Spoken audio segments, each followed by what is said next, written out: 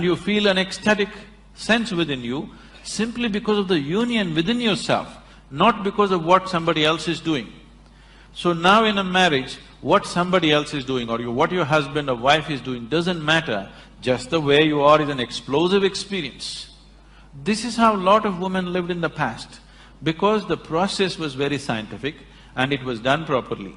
So they put this metal on the toes and also on the ring finger always, because if there is metal on certain strategic places in your body, you will not accidentally leave your body.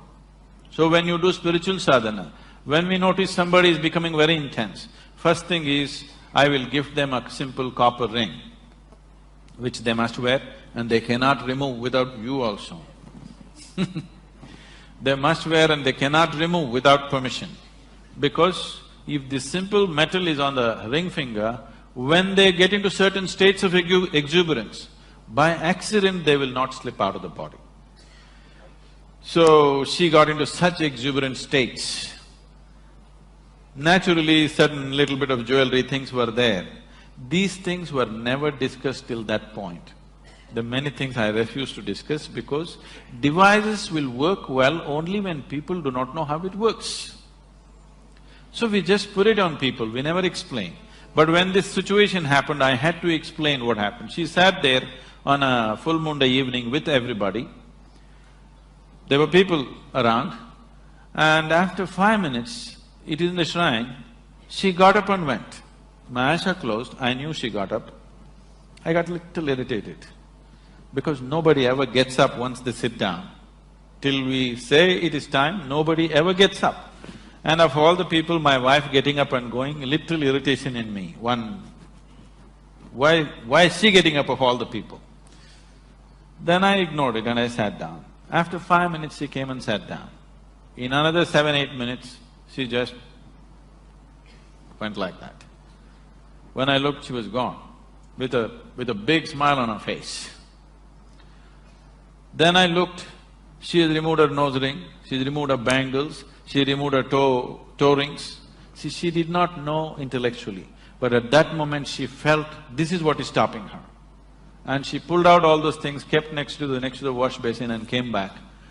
And she sat down within 7, 8 minutes. But this is not something that happened accidentally. She announced this almost 9 months ahead of time. She had prepared, my girl who was only 7 years at that time, that she's going to leave in this month, but it happened 1 month early for various reasons, so that's a different aspect. But this is not new in this country. Any number of yogis just sit down, announce to everybody and leave their body. This whole process started 1 year before that. 1 year before that, there was a yogi called Nirmalananda in the Biligiri Rangana Betta in Karnataka. Anybody been there? BR Hills, you been there? Oh, it's a fabulous place. So, he lived there. For 14 years he lived in silence, just in the 4-acre ashram, he never stepped out of it. I met him in a strange way. I used to trek in those mountains. So, I go alone and trek for a week, 10 days when I run out of food and there's no way I can procure anything. I live out of the forest, but when I'm done, I come out and ride off. I park my motorcycle somewhere, I trekked for almost 5, 6 days. From… it is rainy season, head to toe I'm in slush, okay? I'm really drenched with mud and everything. Then I came out and I was extremely hungry, I had not eaten for 2 days. I was very, very hungry. So there's no hotels, nothing there. So I had heard about this ashram. Me and spirituality were impossible at those times, that never occurred to me, I was just, in a different mode altogether. So when I went to this ashram, there were about 15 steps to climb. I wouldn't get off my motorcycle at all those days, I just rode up the steps and went and parked my motorcycle, leaning it onto the door… wall next to his door, and he came and he looked at me and he grinned. Then I said, I'm hungry. But he was not talking, so he said, come inside. And he made me sit down. He had a little, baking thing, he baked some bread for me. All he had was this bread and honey. So he gave me bread and honey, I ate up 2 loaves of bread for making up for 2 days. Then after that, we developed a silent relationship. Whenever I went there, I would take a bunch of bananas or something and he would give me a can of honey. This transaction went on. Many years later, after things happened to me in a big way, everything about my life changed. After about 10 years, I went to see him. He didn't recognize me because, And I asked, "Don't you recognize me?" And I smiled. He said, He said, "Oh, you are the guy on the motorcycle." So at the age of 73, he decided when Uttarayana comes, you know what's Uttarayana? The sun's relationship with the earth, when it moves from southern hemisphere to north, you heard of Bhishma waiting to die at that time. So he said, when Uttarayana comes, I want to leave my body. I went there with my wife and daughter, and then he cried and he said, "I have built a samadhi, I'm doing all this, but I'm afraid that I may not be able to do it." Then I started discussing the technicalities of what it is, what makes it happen, what stops it, what is it that you need to do, and these kind of things. So, my wife Vijay was also there, she was listening to all this. Then we were driving back. By then I had graduated to 4 wheels, and we were driving back. Then she was silently crying. I said, "What happened?" She said, "I also want to live like him." I said, "When are you going to go?" I was trying to make a joke out of it. She said, "No, this is what I want to do." I said, "Why? What's wrong with your life?" She said, "No, everything is right with my life. My outside is good, my inside is feeling wonderful. I want to live when I'm like this, not when something is wrong with me." Then, as a husband, as a father of the girl, I'm trying to discourage her. But as a guru, definitely I want somebody to go as far as they can go. So from that day she asked for what to do. I gave her some simple sadhana, never believing that she will go to that pitch and intensity, because she was not somebody who was steeped in spiritual sadhana. She's just a very alive, she's either up or down, She's either absolutely exuberant or down. She doesn't know the in-between. She's not somebody whom you would consider a yogi or established in sadhana, nothing like that. She's a very exuberant person, and that's all it takes. That you're alive, that's all it takes. It's not that you know this or that, you're just 100% alive. That's the only qualification you need. And she started working towards it, she announced it 9 months ahead, we tried to sabotage it in so many ways to slow it down, but it went the way it went. Yes, please. We'll take 2 more questions and then I think… Yes, ma'am.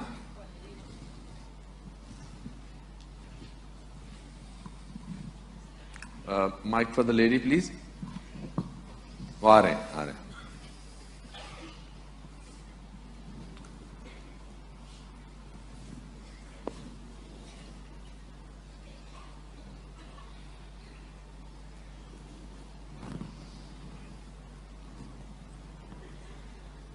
Course of Isha Yoga.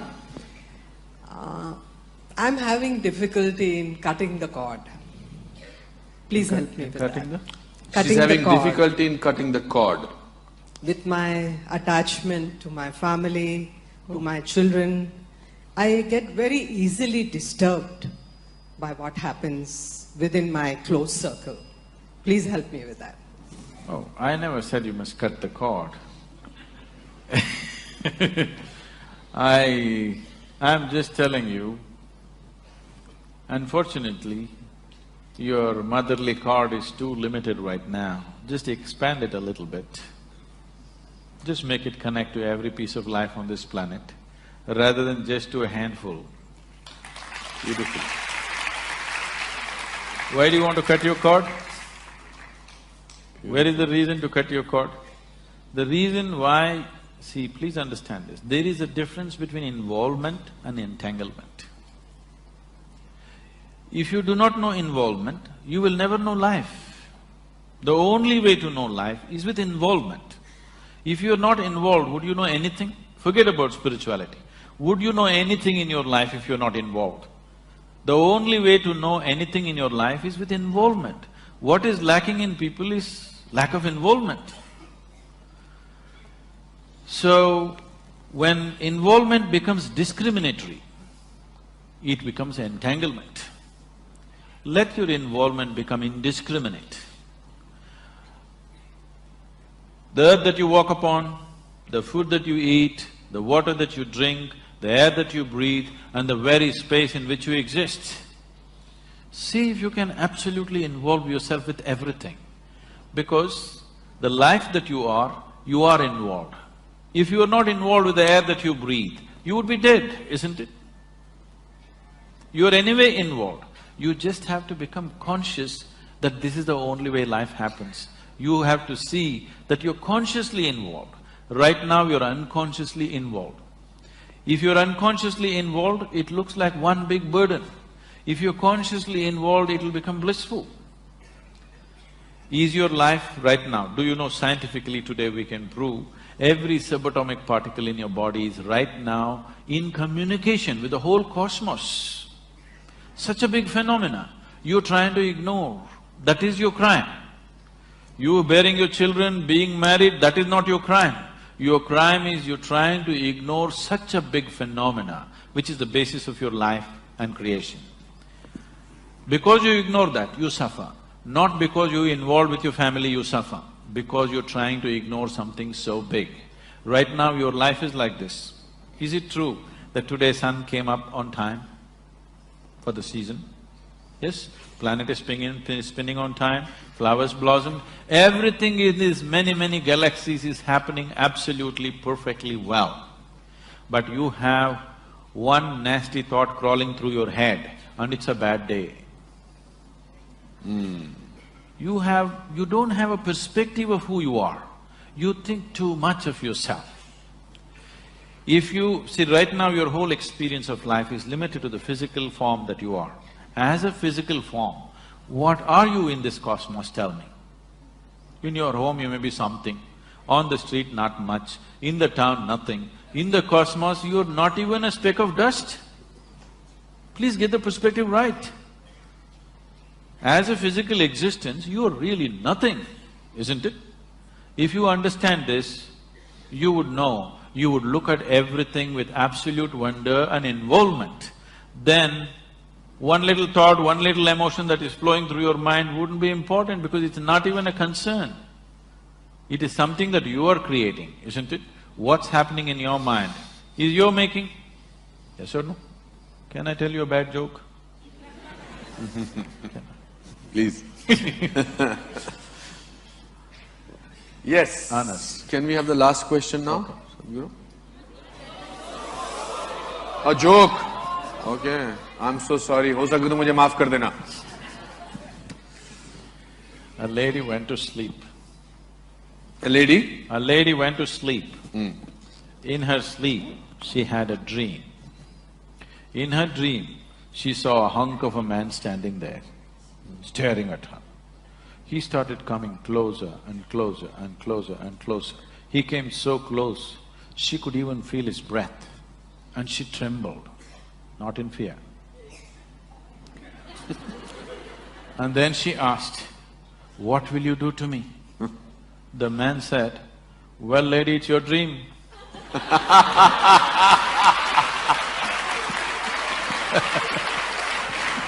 So, what is happening in your head is your bloody dream, isn't it? Now your problem is not that life is not happening the way you want it, even your bloody dream is not happening the way you want it. This is your problem. At least let the dreams happen the way you want it. The world doesn't happen the way you want it, that's different. If your dream happened the way you want it, you would be still joyful, isn't it? I hope you got your answer, ma'am. Yes, hello? Up there, yes, I think… Oh. Yes, ma'am. In the other world, yes. Yes. Okay. Yes, please speak up, it's okay.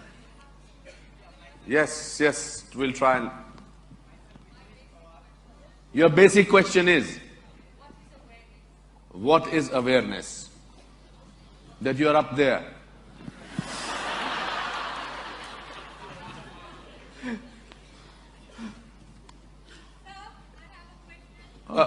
I think that lady asked a question, what is awareness? Let Sadhguru answer that. Is it related to that kind of a question? Okay, then I think let Sadhguru answer that. That no is very firm, I understand that. I somehow feel what is your question going to be. Okay. What is awareness, Sadhguru?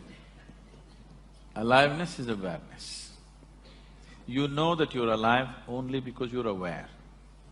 Only thing is, right now your awareness is very limited, it's in low voltage. You just have to pump it up. You just have to increase the pitch of the voltage, that's all. It's not that you're not aware.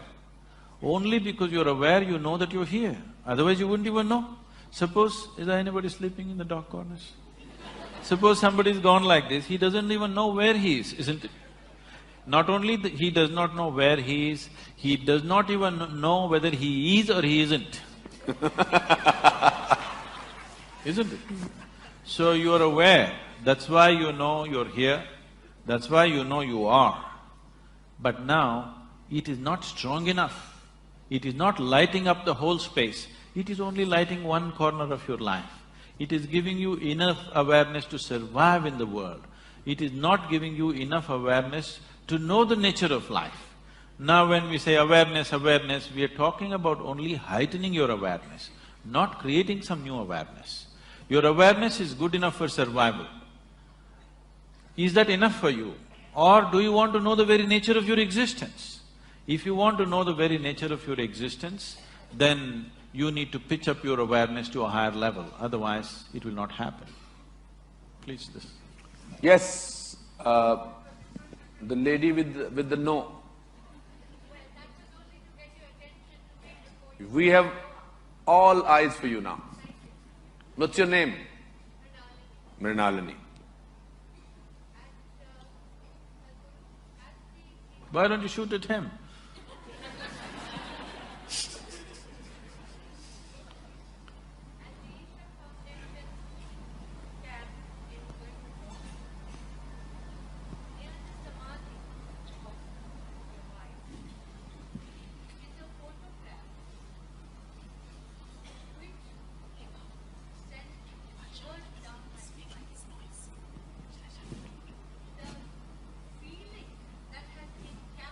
There's a photograph near the samadhi of your wife which sent shivers,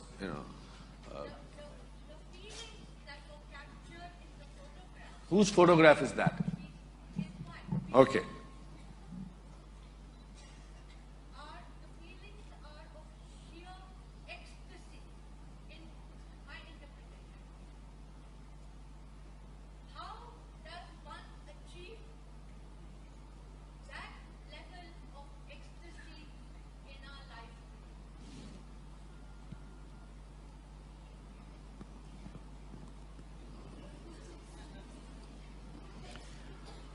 Oh.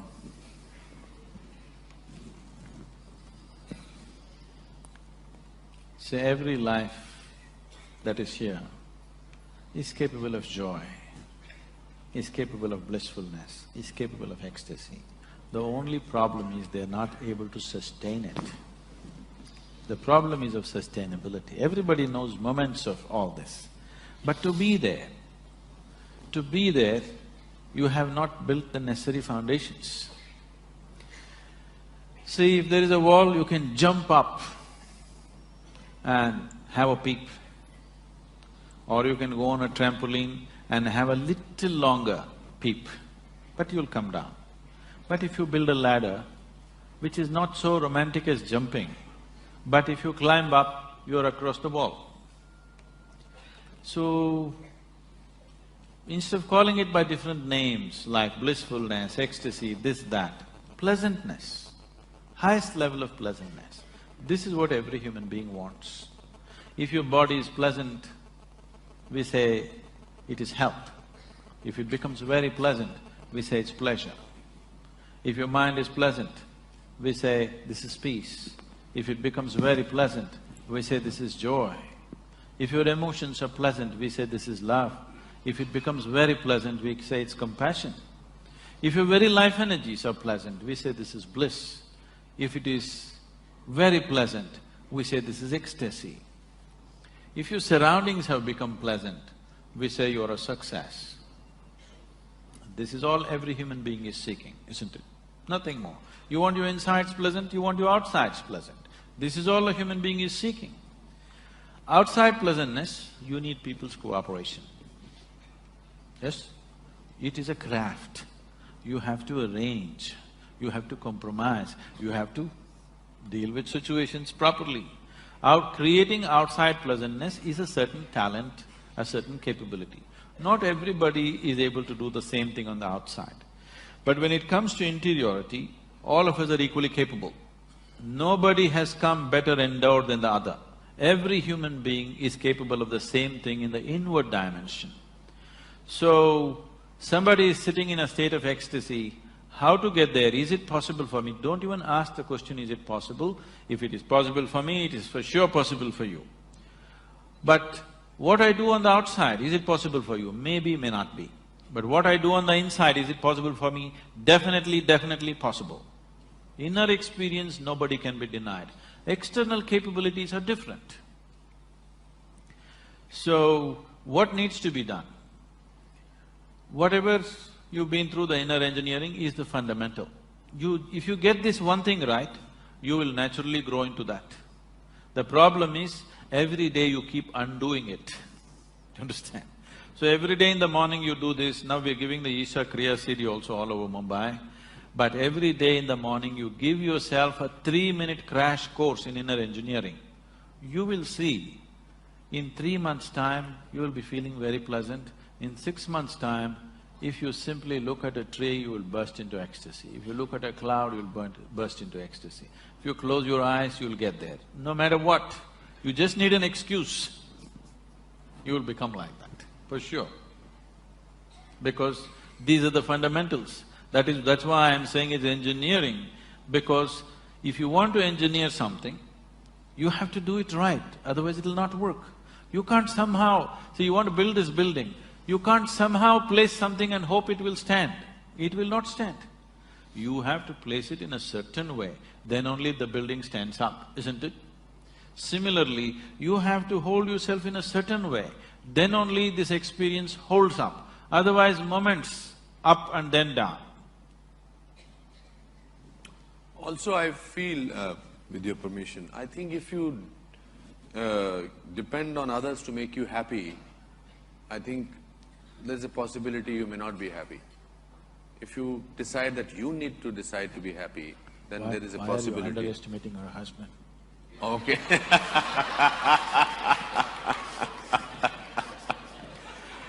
I think it's we have to stop, Sadhguru, shall we? Just 5 minutes more. 5 minutes, okay. There's a time given to me, that's why.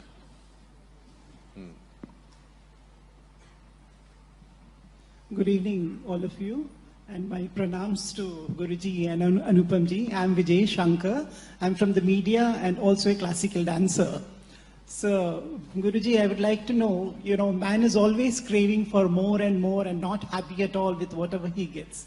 Of course, you just explained now how happiness is an internal state of being. So normally, what would you tell to normal people as to how to get peace and happiness in their lives? आसान question पूछा आपने। The problem is not that human beings are craving for more, they are craving too little. Right now, instead of… when human consciousness is able to grasp the whole cosmos, instead of craving for that, they're craving for an apartment in Mumbai. Just stupid. So their suffering is not because they're craving for more, they're craving for too little. They conjuice even in their craving. That is their problem. Please crave for everything, you will be wonderful. There'll be no misery. You are craving for little things, that's your problem. When such a big possibility is there, going for this is it's criminal, I would say. So it is because of this crime they are suffering, they're being punished for this crime, not for craving too much, they're not craving enough. When creation and creator is possible, They just want this little piece of property, that's all they're thinking of. They can't think beyond that, so they suffer.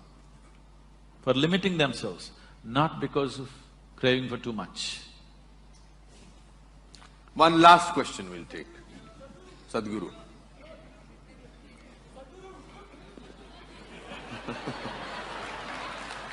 That's a burning question. Okay.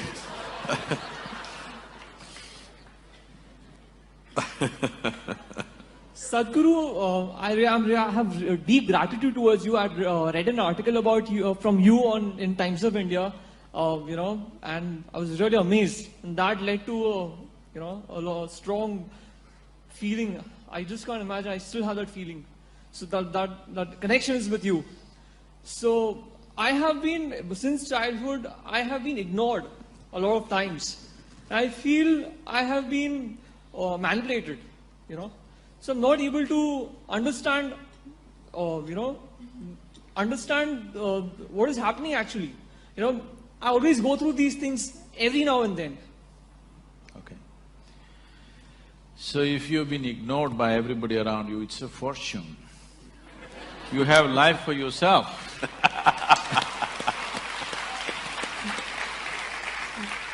Most children are suffering the attention of the parents. If they're ignored, they would be just happy doing their own thing.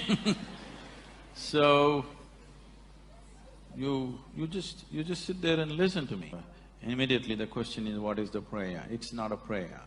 You need to understand, there are no prayers in this culture, there are only invocations.